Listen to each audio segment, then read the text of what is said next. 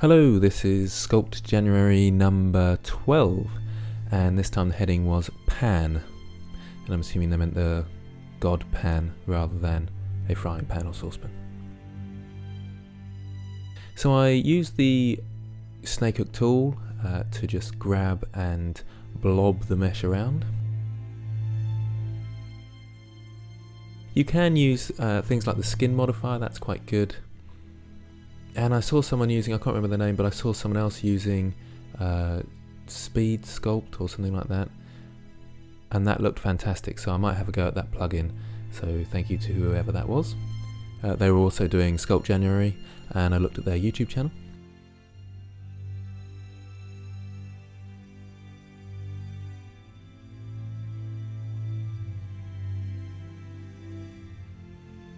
So the main thing I'm doing here is just getting the basic shape, of course, start simple again and slow to build up detail.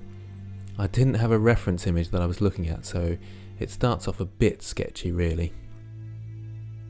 And things like the head and so forth are the wrong size. I did have obviously reference images of Pan himself, or itself, and I was using those as a rough guide. But it's a good idea to have character reference images where you've got good anatomy, and I move across to those a bit later on.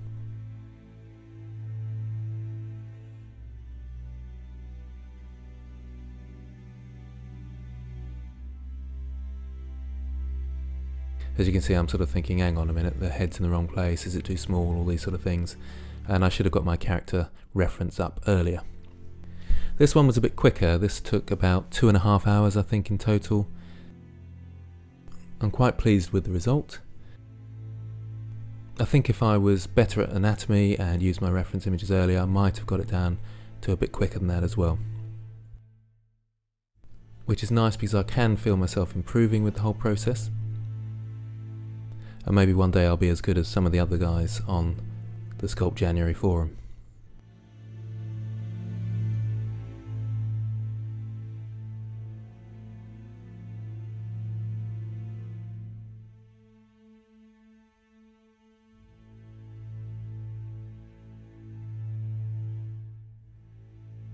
At the beginning of the mesh I was a bit concerned. I just thought, oh, maybe this is not going right, but I think I feel like that with almost every sculpt that I do, and it's just working and working and working on the shape until you're happy with it. Things like the hands took me a while. I didn't really want to do fingers, so I just had him clench his fist. It was a bit quicker that way. And I'm trying to figure out things to speed up the workflow, but you can see they look very blobby at the moment, and it takes me a little while to sort them out.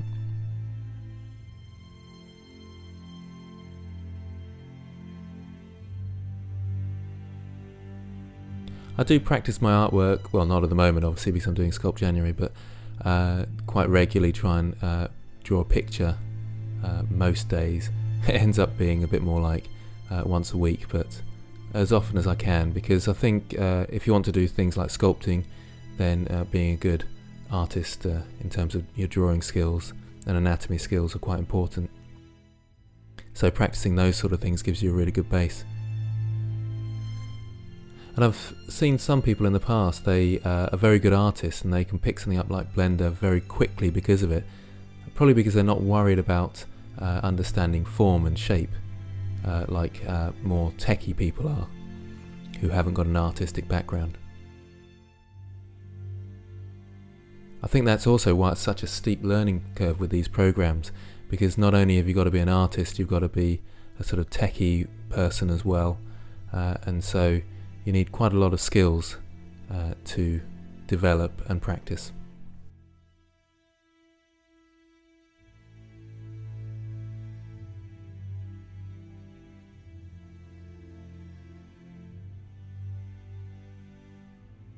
So I was really getting there at this point, and I thought, oh, actually this is going to work. And I was kind of surprised that I managed to build a whole character, sort of anatomical character, from the snake hook tool without any sort of other tools. Not that I don't think it's a good idea to use those other tools, but it's just nice to be able to kind of pick up the brush and just start painting without having to think about which plugin to use and all this sort of thing. Of course, once you learn those plugins, it's nice and quick and helps a lot.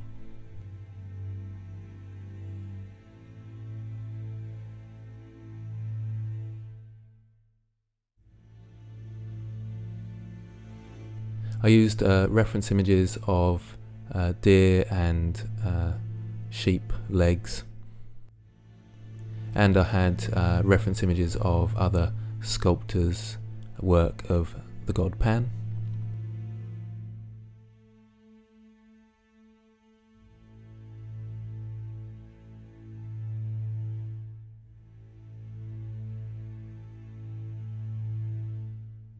I'm getting there with knowing the right level of detail to use now.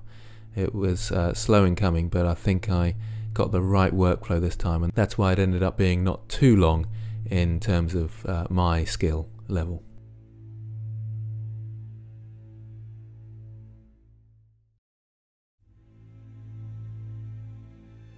Again, I don't think everybody should have to do 2 hours to make Sculpt January work.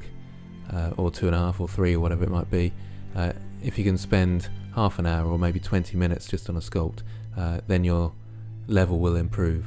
Little and often is a really good phrase that I like.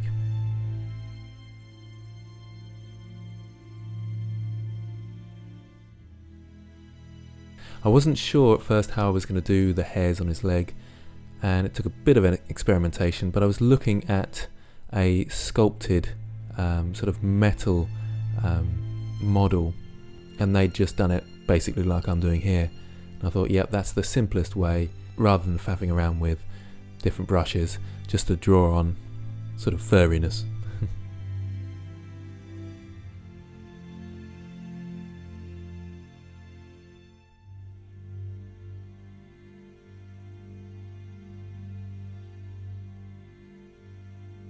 So I'm upping the detail level, but I haven't gone too detailed because it is a whole figure rather than just a face. If I was doing a face, I'd obviously go much more detail with that bit. But I thought this was probably enough to see it from a bit of a distance.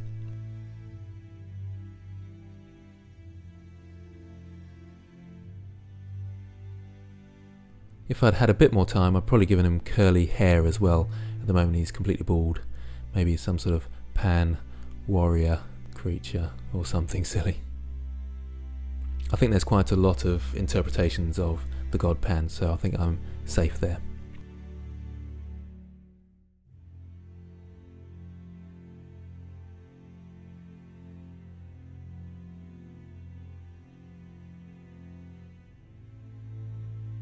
One thing I do find tough at times is knowing when to finish, because there's always more you can do, but I am trying to limit the time. I say that after yesterday's 8-hour marathon. But I think it's a good idea to limit the time when you're sculpting every day in a challenge like this. So of course I'm baking out the textures again. A lot of people ask me about that. I will do a tutorial on it, but I'm a little bit busy at the moment with Sculpt January. So if I get time to fit it in within the next few weeks, I'll try, but definitely straight after. It's a really useful thing.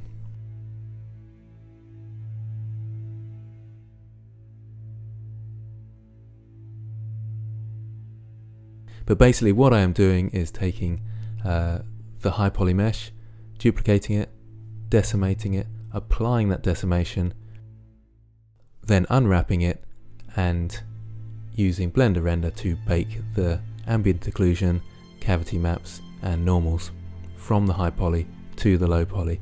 That's the little selected to active tick box that I've got down there. I know that might not help, but there are a couple of tutorials out there, so give them a go. But again, I will do one later on.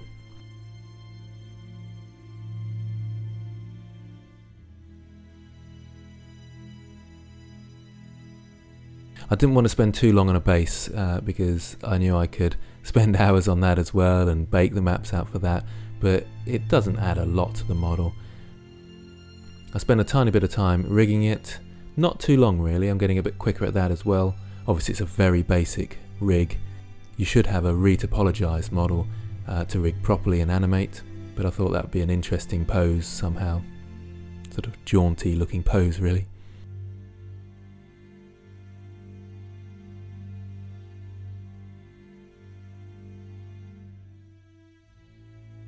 And here I am hooking up the textures and setting up my lighting. So 3-point lighting, setting up the normals and the ambient occlusion with a multiply and the cavity with a screen or overlay. And I gave him a metallic look because I thought it looked quite nice. Simple smartening up of the base. And there we have it. Number 12, pan. Thank you again for all the comments that I'm receiving from these videos. Really appreciated. Keeps me going. And if you haven't already, get along to Sculpt January and have a look at what other people are doing there and get involved with the discussion. Links are in the description and I'll see you there.